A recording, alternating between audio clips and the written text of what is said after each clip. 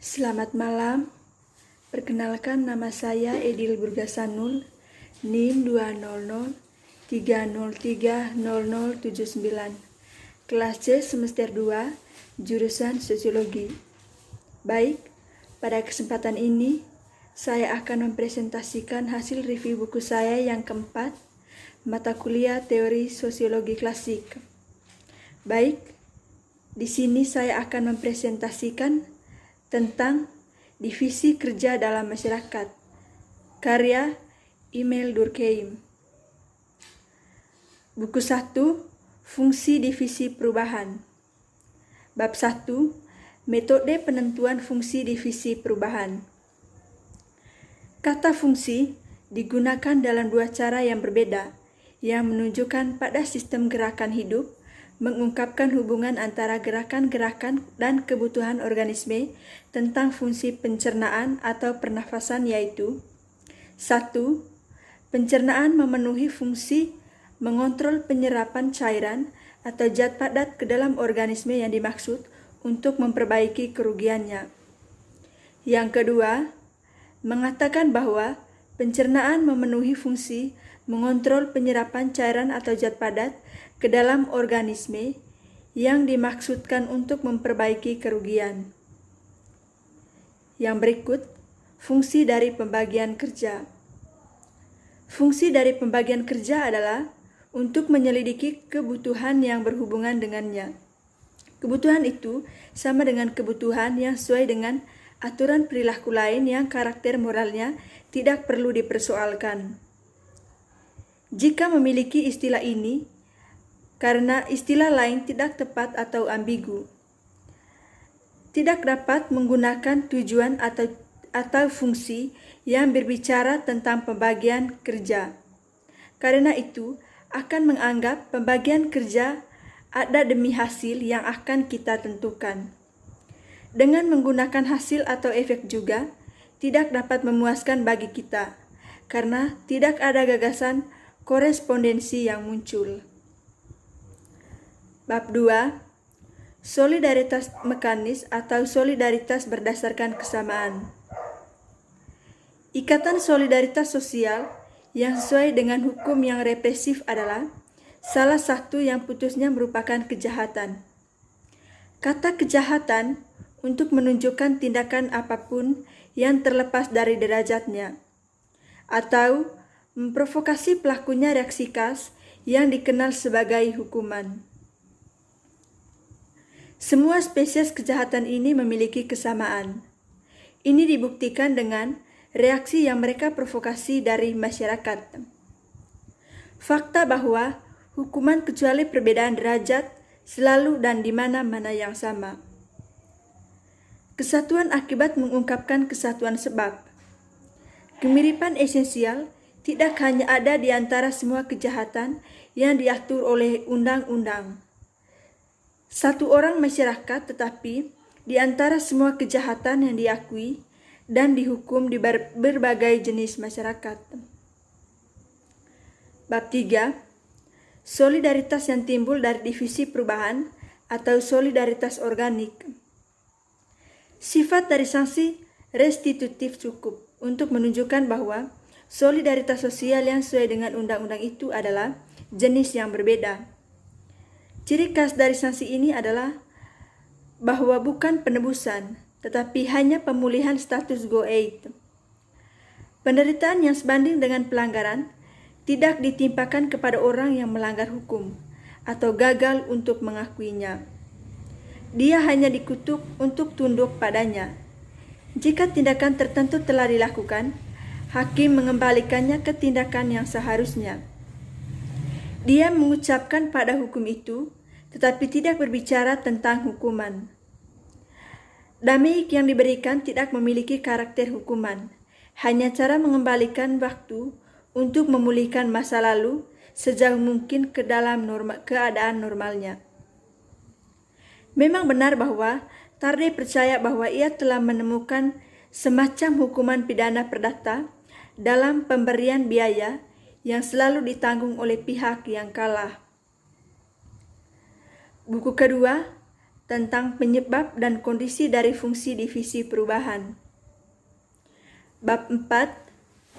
Kemajuan pembagian kerja dan kebahagiaan.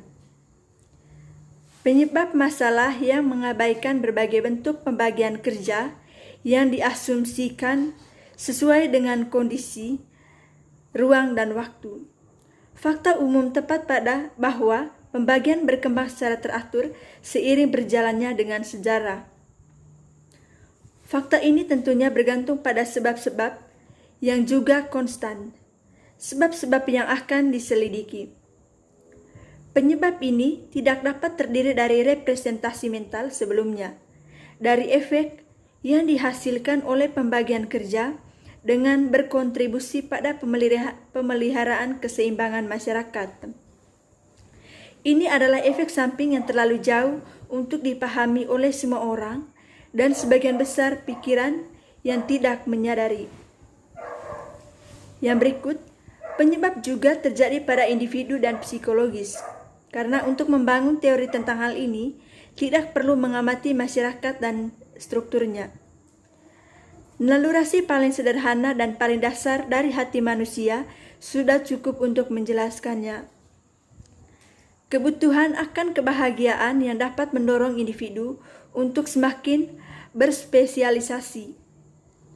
Karena setiap spesialisasi individu dan gotong royong terhadap sesama, itu tidak akan mungkin terjadi tanpa keberadaan dalam masyarakat. Tetapi alih-alih menjadi penyebab yang menentukan masyarakat, mungkin hanyalah sarana di mana spesialisasi direalisasikan. Bahan yang diperlukan untuk pengorganisasian tugas-tugas kerja yang terbagi pada masyarakat. Yang berikut, bab 5, tentang penyebab pembagian kerja. Penyebab perkembangan itu yaitu alternatif.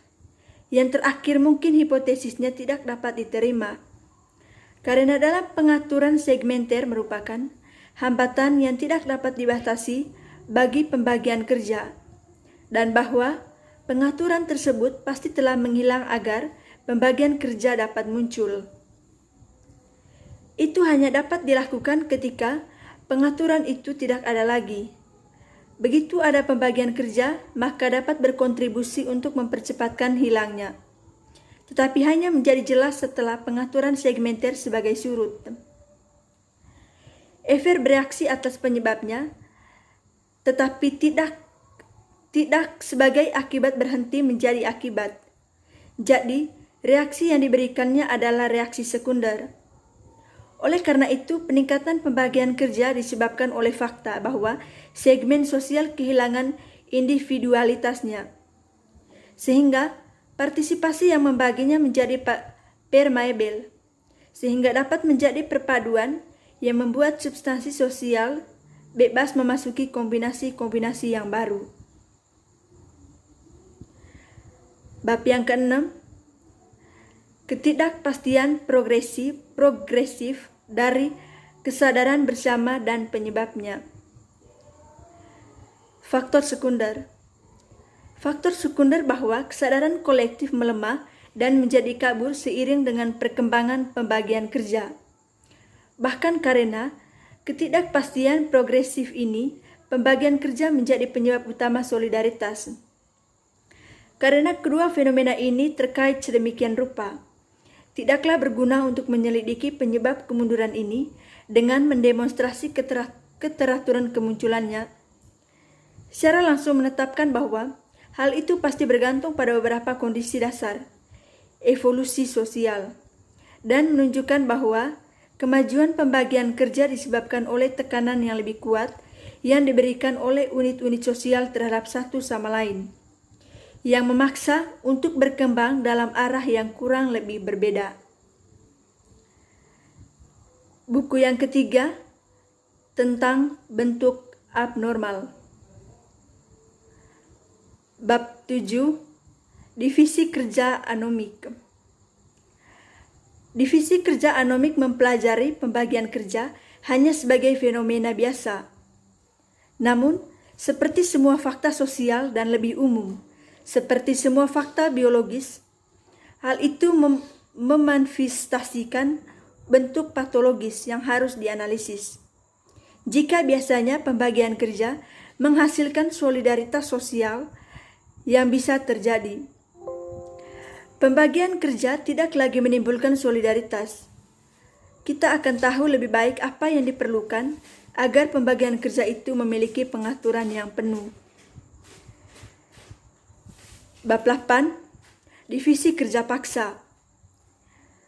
Lembaga kelas atau kasta merupakan satu organisasi pembagian kerja yang diatur secara ketat. Namun hal itu seringkali menjadi sumber pertikaian, karena kelas bawah tidak puas dengan peran yang telah jatuh kepada mereka oleh adat atau hukum mereka. Dengan mengingini fungsi yang dilarang bagi mereka dan berusaha untuk merampas mereka yang menjalankannya.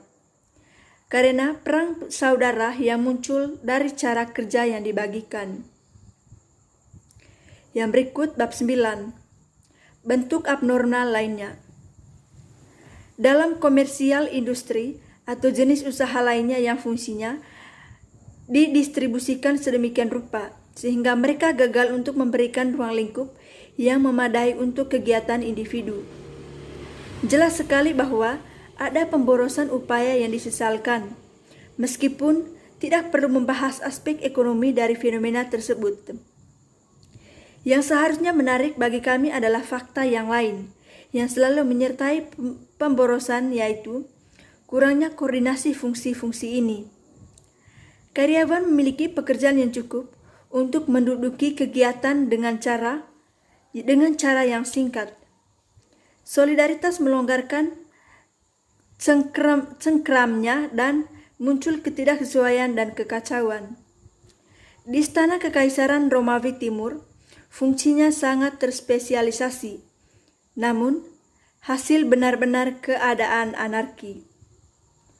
Baik, sekian dan terima kasih.